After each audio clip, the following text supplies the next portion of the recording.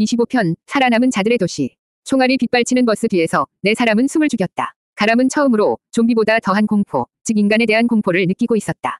저격수는 그들의 위치를 정확히 파악하고 집요하게 총알을 퍼부었다. 젠장, 완전히 발이 묶였군. 강태식이 욕설을 내뱉으며 주변 지형을 살폈다. 사방이 탁 트인 대로변, 이곳에서 벗어나는 것은 불가능해 보였다. 그때 가람의 머릿속에서 홈즈의 목소리가 울려 퍼졌다. 당황하지 말게, 왓슨 군. 적이 있다는 것은 동시에 아군이 될 수 있는 존재 또한 있다는 뜻이지. 저들의 존재는 이 도시가 완전히 죽지 않았다는 증거라네. 홈즈는 이 절망적인 상황 속에서도 새로운 가능성을 보고 있었다. 저 저격수의 목적은 우리의 사살이 아니야. 경고와 제압이지. 만약 죽일 생각이었다면 첫발에 자네의 머리를 꿰뚫었을 걸세. 저들은 고도로 훈련된 그리고 명확한 규칙을 가진 집단이야. 홈즈의 분석은 정확했다. 총격은 그들이 버스 뒤에 숨은 이후로 뜸해져 있었다. 저격수는 그들이 더 이상 움직이지 못하도록 압박 사격을 가하고 있을 뿐이었다. 그렇다면 어떻게 해야 합니까? 위대생 서윤이 떨리는 목소리로 물었다. 홈즈는 가람의 시선을 통해 주변을 다시 한번 훑어보았다. 그리고 마침내 해답을 찾아냈다. 저격수의 시야에서 벗어나 지하로 통하는 길. 바로 저 맨홀일세. 홈즈가 가리킨 곳은 버스 뒤편에서 불과 몇 미터 떨어진 곳에 있는 낡은 하수구 맨홀이었다. 내가 신호를 주면 강태식 씨가 연막탄을 터뜨려 시야를 가리고 그 틈에 모두 지하로 진입하는 걸세. 단 10초 안에 모든 것을 끝내야 하네. 그것은 위험한 도박이었다. 하지만 그들에게는 다른 선택지가 없었다. 강태식은 허리춤에서 마지막 남은 연막탄을 꺼내들었다. 셋, 둘, 하나, 지금. 강태식이 연막탄을 던지는 것과 동시에 핑 하는 소리와 함께 그의 팔뚝에서 피가 뿜어져 나왔다. 저격수가 그의 움직임을 예측하고 정확하게 팔을 쏜 것이다. 태식 씨. 가람이 비명을 질렀지만 강태식은 고통을 참으며 외쳤다. 신경 쓰지 말고 뛰어. 자욱한 연기가 도로를 뒤덮는 순간 가람은 부상당한 강태식을 부축하고 서윤과 함께 미친 듯이 맨홀을 향해 달렸다. 타타탕. 총알이 그들의 발밑을 스쳐 지나갔다. 마침내 3사람은 쇠로 된 뚜껑을 열고 악취가 진동하는 어두운 지하 하수도 속으로 몸을 던졌다. 살아남은 자들의 도시는 그들에게 그리 호락호락한 곳이 아니었다. 26편 또 다른 생존자 그룹. 지하 하수도는 칠흑 같은 어둠과 코를 찌르는 악취로 가득했다. 가람은 핸드폰의 희미한 불빛에 의지해 강태식의 팔을 살폈다. 다행히 총알은 뼈를 비껴가 근육을 관통했을 뿐이었다. 서윤은 자신의 옷을 찢어 능숙한 솜씨로 강태식의 팔을 지혈하고 붕대를 감았다. 일단 위기는 넘겼지만 오래 머물 곳은 못 되네. 홈즈가 말했다. 하수도는 도시의 모든 곳과 연결되어 있지. 저격수들이 우리를 놓쳤다고 판단하면 분명 다른 맨홀을 통해 추격해 올 걸세. 우리는 계속 움직여야 하네. 3사람은 어둡고 축축한 지하 통로를 따라 조심스럽게 발걸음을 옮겼다. 얼마나 걸었을까. 저 멀리 희미한 불빛과 함께 사람들의 말소리가 들려왔다. 강태식은 즉시 총을 겨누었다. 하지만 홈즈가 그의 팔을 막았다. 기다리게. 적애가 느껴지지 않아. 오히려 질서가 느껴지는군. 그들이 다가갈수록 말소리는 더욱 선명해졌다. 그곳에는 지하철 환승 통로를 개조하여 만든 거대한 지하 도시가 펼쳐져 있었다. 수십 개의 텐트가 질서정연하게 늘어서 있었고 사람들은 각자의 역할을 맡아 분주하게 움직이고 있었다. 식량을 배급하는 사람들, 부상자를 치료하는 의료진, 그리고 경계를 서는 무장한 경비대까지. 그곳은 재앙 속에서 피어난 또 다른 살아남은 자들의 도시였다. 그들의 등장은 지하 도시의 경계를 서던 경비대에게 즉시 발각되었다. 중무장한 남자들이 순식간에 그들을 에워쌌다. 손들어, 무기 버려. 강태식은 섣불리 저항하지 않고 순순히 총을 내려놓았다. 그때 경비대원들 사이를 뚫고 중년의 한 남자가 그들에게 다가왔다. 그는 의사가운을 입고 있었지만 그 눈빛은 노련한 지휘관의 그것이었다. 어디서 온 누구들인가. 가람이 대표로 나섰다. 저희는 그냥 살아남기 위해 남쪽으로 가던 중입니다. 저희를 해칠 의도는 없습니다. 남자는 그들의 행색을, 특히 전문적인 응급처치가 된 강태식의 팔을 유심히 살펴보았다. 그리고는 뜻밖의 제안을 했다. 보다시피 우리는 이곳에서 우리만의 규칙을 가지고 살아가고 있소. 우리는 외부인을 받지 않소. 하지만 지금 우리는 당신들의 도움이, 특히 당신들 중 한 명이 도움이 절실하게 필요하오. 그의 시선이 위대생임을 한눈에 알아볼 수 있는 서윤에게 향했다. 우리에겐 식량도 무기도 충분하오. 하지만 의약품과 의료진이 턱없이 부족한 상태여. 만약 저 아가씨가 우리 부상자들을 치료하는 데 도움을 준다면 당신들의 안전을 보장하고 필요한 물자를 제공해주겠소. 그것은 거절할 수 없는 제안이었다. 하지만 동시에 위험한 거래이기도 했다. 가람은 잠시 망설였다. 그의 머릿속에서 홈즈의 목소리가 울려 퍼졌다. 수락하게, 왓슨. 지금 우리에게 필요한 것은 적이 아닌 동맹일세. 그리고 나는 저 남자에게서 아주 흥미로운 단서를 발견했네. 27편, 갈등, 그리고 협력. 가람은 지하 도시의 리더, 김 선생이라 불리는 중년 의사의 제안을 받아들였다. 그것은 선택의 여지가 없는 유일한 생존의 길이었다. 서윤은 곧바로 임시 진료소로 안내되었고 가람과 부상당한 강태식은 그들의 임시 거처가 될 텐트 하나를 배정받았다. 지하 도시는 겉보기와 달리 팽팽한 긴장감 속에서 위태롭게 유지되고 있었다. 식량은 통제 배급되었고 전기는 하루에 몇 시간만 제한적으로 공급되었다. 서윤은 곧바로 밀려드는 부상자들을 치료하기 시작했지만 상황은 열악했다. 소독약은 바닥을 드러내고 있었고 항생제는 중상자에게만 제한적으로 사용되었다. 그녀의 의학 지식만으로는 이 거대한 절망을 감당하기에 역부족이었다. 갈등은 예상치 못한 곳에서 터져나왔다. 강태식이었다. 팔 부상이 어느 정도 회복되자 그는 특수부대 출신의 본능을 감추지 못했다. 그는 지하 도시의 경비 시스템을 보고 혀를 찼다. 이따위로 경계를 서다니 전부 몰살당하고 싶어서 환장한 겁니까? 그는 경비대장 역할을 하는 젊은 청년에게 전문 용어를 섞어가며 그들의 문제점을 조목조목 지적했다. 초소의 위치, 근무 교대 방식, 무기 관리의 허술함까지. 그의 지적은 모두 옳았지만 그의 오만한 태도는 지하 도시의 터줏대감이었던 경비대원들의 자존심을 건드렸다. 아저씨는 그냥 가만히 앉아서 치료나 받으셔. 여긴 군대가 아니라고. 경비대장과 강태식의 갈등은 팀의 생존 방식에 대한 근본적인 철학의 차이에서 비롯되었다. 강태식은 소수의 정예 인원으로 신속하고 효율적인 작전을 통해 생존을 도모해야 한다고 믿었다.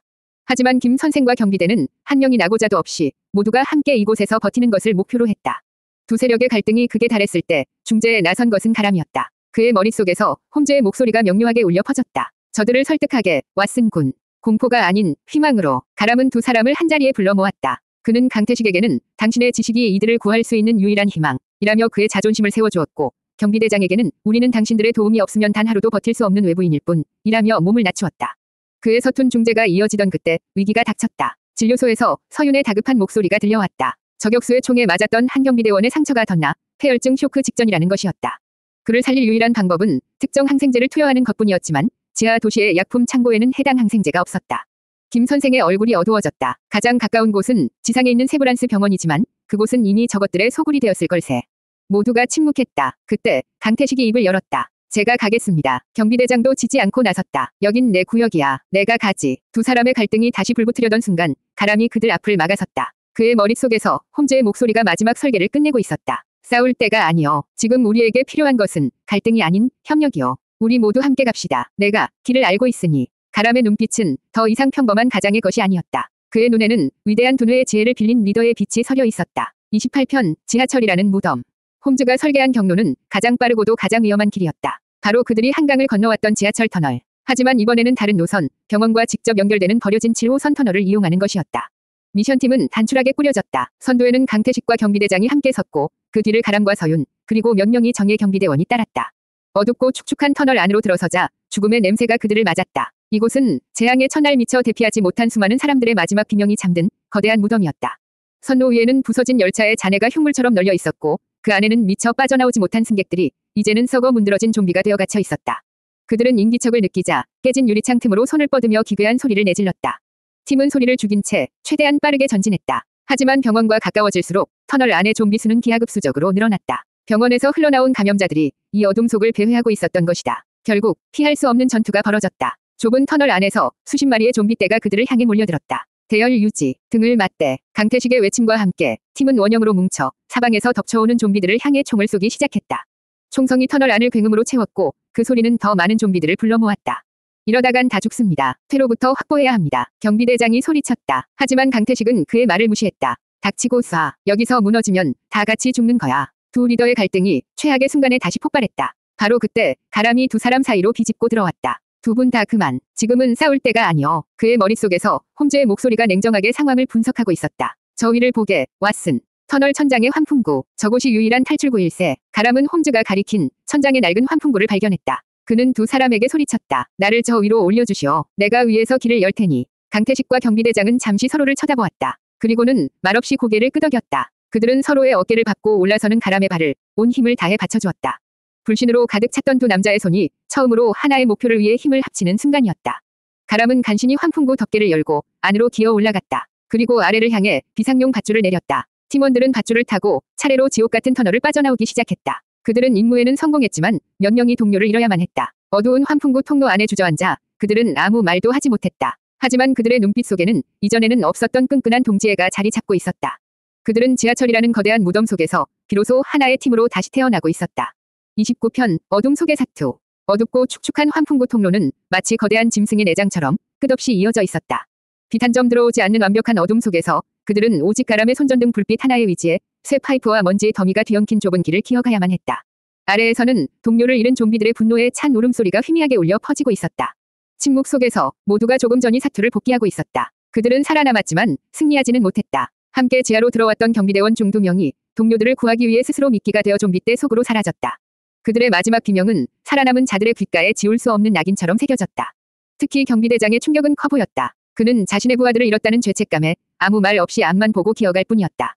그런 그의 어깨를 강태식이 툭 쳤다. 정신 차려. 지금 무너지면 저놈들 개죽음 되는 거야. 강태식의 목소리는 차가웠지만 그 안에는 동료를 잃어본 자만이 알 수 있는 깊은 연대감이 묻어 있었다. 경비대장은 고개를 들어 어둠 속에서 자신을 바라보는 강태식의 눈을 보았다. 두 남자는 더 이상 서로를 경계하거나 경쟁하지 않았다. 그들은 같은 지옥을 경험하고 같은 상처를 나눠 가진 전우가 되어 있었다.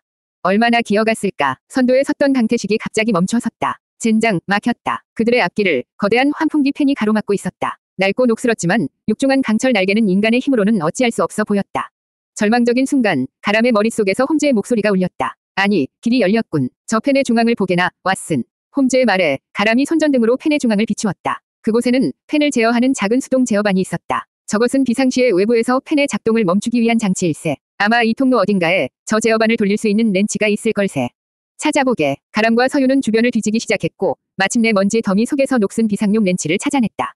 하지만 제어반은 너무 높은 곳에 있었다. 그때 강태식과 경비대장이 말없이 서로를 마주보았다. 그들은 주저없이 등을 맞대고 손을 깍지 껴 발판을 만들었다. 올라가. 가람은 두 사람의 단단한 어깨를 밟고 제어반에 손을 뻗었다. 그는 온 힘을 다해 렌치를 돌리기 시작했다. 끼익 녹슨 쇠가 비명을 지르는 소리와 함께 거대한 팬이 아주 조금씩 천천히 움직이기 시작했다. 아래에서는 두 남자가, 위에서는 가람이 땀으로 범벅이 된 채 사투를 벌이고 있었다. 어둠 속에서 그들은 비로소 하나의 몸처럼 움직이고 있었다. 30편, 세 번째 동료, 천재 해커. 거대한 환풍기 팬 너머는 병원의 중앙약품관리실과 연결되어 있었다. 그들이 찾아야 할 항생제가 보관되어 있는 곳. 하지만 그들 앞에는 마지막 관문이 남아 있었다. 두꺼운 강철로 만들어진 육중한 전자식 보안문이었다. 이런 젠장. 강태식은 문에 달린 작은 디지털 키패드를 보며 욕설을 내뱉었다. 병원의 비상 전력이 살아있는 탓에 보안 시스템은 여전히 작동 중이었다. 비밀번호를 알지 못하는 이상 이 문을 여는 것은 불가능했다. 폭파 장비라도 있지 않은 이상. 모두가 절망적인 표정으로 문을 바라보고 있을 때였다. 지지직. 문 옆에 설치된 작은 인터컴 스피커에서 갑자기 날카로운 소음이 들려왔다. 그리고 곧이어 변성기가 채 지나지 않은 듯한 앳되고 신경질적인 목소리가 흘러나왔다. 거기 얼간이들. 내 사람은 깜짝 놀라 스피커를 쳐다보았다. 그 문 그렇게 쳐다본다고 열리는 거 아니거든. 전문가의 도움이 필요하지 않겠어. 목소리의 주인은 그들을 지켜보고 있었다. 약품실 안쪽 CCTV 카메라의 렌즈가 희미하게 빛나고 있었다. 누구냐? 너. 강태식이 소리쳤다. 나는 이성의 주인이랄까. 너희 같은 침입자들이 내 평화로운 연구를 방해하고 있는 거고. 목소리는 지독하게 오만했지만 어딘가 겁에 질린 듯 떨리고 있었다. 가람의 머릿속에서 홈즈의 목소리가 흥미롭다는 듯 울려 퍼졌다. 아주 흥미로운 친구로군. 저 문을 안에서 잠그고 CCTV와 인터컴을 해킹해서 바깥 상황을 보고 있었던 걔야. 아마추어가 아니야. 천재적인 재능을 가졌지만 사회성은 제로에 가까운 전형적인 은둔형 천재로군. 가람은 홈즈의 말을 전하며 인터컴에 대고 소리쳤다. 우리는 침입자가 아니여. 도움이 필요해서 왔소. 우리 동료가 죽어가고 있단 말이오. 그게 나랑 무슨 상관인데. 너희를 들여보내줬다가 내 식량이랑 안전이 위협당하면 어떡하라고. 세상에 믿을 놈 하나 없다 그랬어. 소년의 목소리는 완고했다. 협상은 결렬되는 듯했다. 그때 서윤이 인터컴 앞으로 나섰다. 그녀의 목소리는 차분하고 따뜻했다. 안에 있는 분, 제 말 들리세요? 저는 의사예요. 당신이 문을 열어 항생제를 꺼내주신다면 저는 당신의 건강을 책임져 드릴게요. 혼자서 오랫동안 갇혀 있었죠. 제대로 먹지도 잠을 자지도 못했을 테고 당신도 도움이 필요할 거예요. 한동안 인터컴에서는 아무런 대답도 없었다. 모두가 숨죽여 기다리는 순간 마침내 철컥하는 날카로운 소리와 함께 육중했던 강철 문의 잠금 장치가 풀렸다. 문이 천천히 열리고 그 안쪽에서 커다란 컴퓨터 모니터에 불빛을 등지고 서 있는 안경을 쓴 왜소한 체격의 한 소년이 그들을 경계심 가득한 눈으로 쳐다보고 있었다. 그들의 세 번째 동료, 천재 해커와의 첫 만남이었다.